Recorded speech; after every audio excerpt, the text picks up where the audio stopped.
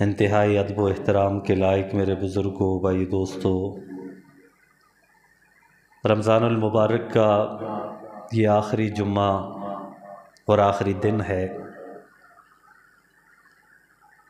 ایک دن تھا کہ جب ہم استقبال رمضان کے عنوان سے یہاں گفتگو کیا کرتے تھے اور سنا کرتے تھے، اور آج وہ دن ہے کہ رمضان المبارک کے اختتامی کلمات اور اس کے الوداعی کے متعلق چند باتیں آپ کے سامنے پیش ہوں گی۔ اس سے اتنا تو پتہ چلتا ہے کہ یہ زندگی کی رفتار ہے کہ انسان بڑی تیزی کے ساتھ اپنی موت کے قریب ہوتا چلا جا رہا ہے۔ یہ دن اتنی جلدی گزر رہے ہیں کہ پتہ ہی نہیں چلتا۔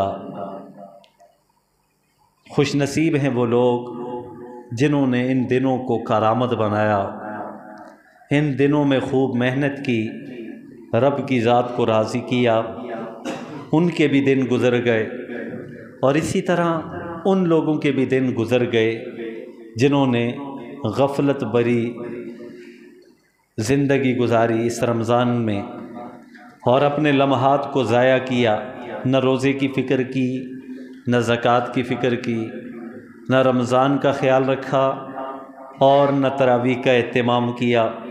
دن تو ان کے بھی گزر گئے۔ دن تو گزر جاتے ہیں سبھی کے، لیکن جن کے گزرے ہیں عبادت میں ان کے دن کارآمد ہو گئے، اور جن کے دن گزرے ہیں غفلت میں ان کے دن بیکار ہو گئے۔ یہ کارآمد ہونا، بیکار ہونا بھی صرف اتنی حد تک بات نہیں ہے کہ یہ بیکار ہو گئے، کارآمد ہو گئے، بلکہ اس کے کارآمد ہونے، بیکار ہونے کا مدار آخرت پر ہوگا۔ آخرت میں اللہ تعالیٰ روزے داروں کو بلائیں گے اور اللہ فرمائیں گے یہ ایک خاص دروازہ ہے جس کا نام باب الریان ہے۔ ریان ایک دروازہ ہے۔ اللہ تعالیٰ اعلان فرمائیں گے، اور روزے دارو آؤ، آج تمہارے لیے رب کی طرف سے خصوصی انتظام ہے، باقی اور دیگر راستوں سے داخل ہوں گے، لیکن روزے دارو تمہارے لیے میں نے مخصوص دروازہ رکھا ہے جس کا نام باب الریان ہے۔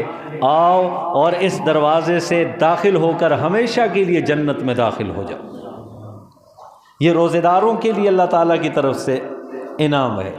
حدیث پاک کے اندر آتا ہے کہ بندہ یہ روزہ میرے لیے رکھتا ہے اور اس کا بدلہ بھی میں دوں گا، اور اللہ تعالیٰ جو بدلہ عطا فرمائیں گے اس کی کوئی حد نہیں ہے، اس کی کوئی لمٹ نہیں ہے، وہ کوئی ایسا پیمانہ نہیں ہے جو اس کو ناپ سکے، تول سکے، اندازہ کر سکے کہ رب اجر کتنا زیادہ دے گا۔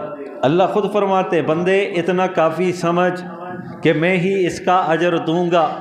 اب بندہ اس بات کو سمجھتا ہے کہ میرا گاؤں میں کوئی بااثر آدمی وہ مجھے یہ کہہ دے کہ تمہیں پریشان ہونے کی ضرورت نہیں، تیرا مسئلہ میں دیکھ لوں گا، پھر اس سے بڑا اطمینان اس شخص کو ہو جاتا ہے جو سرکاری عہدے کے اوپر فائز ہو، وہ کہے پریشان ہونے کی ضرورت نہیں ہے، تیرا مسئلہ میں حل کروا دوں گا۔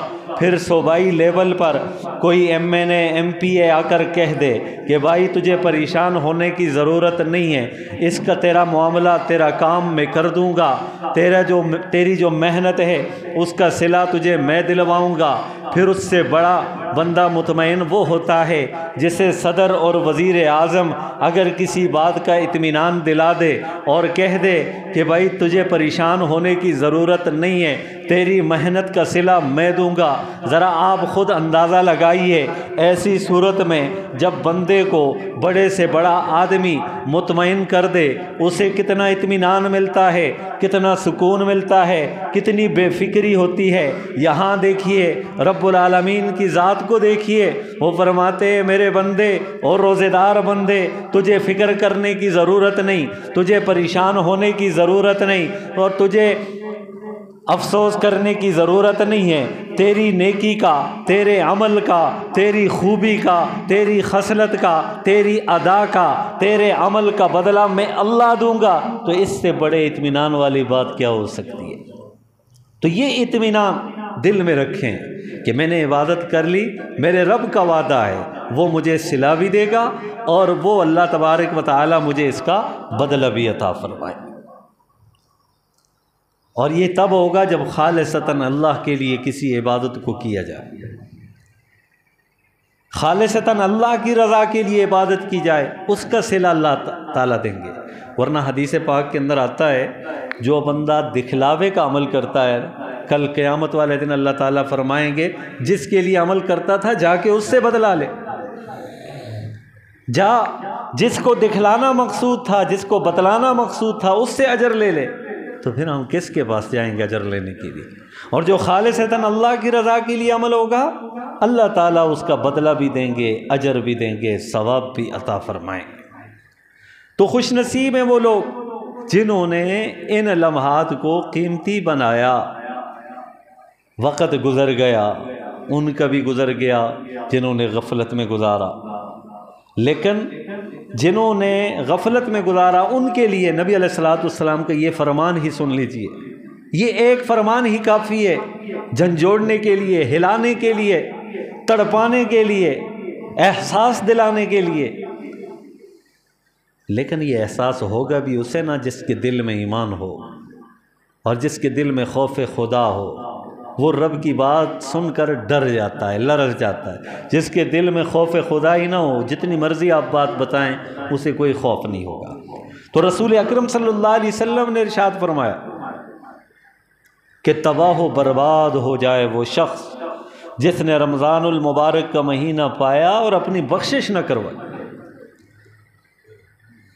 جبریل امین نے بدعا کی اور نبی علیہ الصلوۃ والسلام نے اس پر آمین کہی، تو پھر اس شخص کی تباہی اور بربادی میں کوئی شک ہو سکتا ہے؟ جس نے غفلت میں گزار لی اس کا تباہ ہونا، برباد ہونا یقینی ہے۔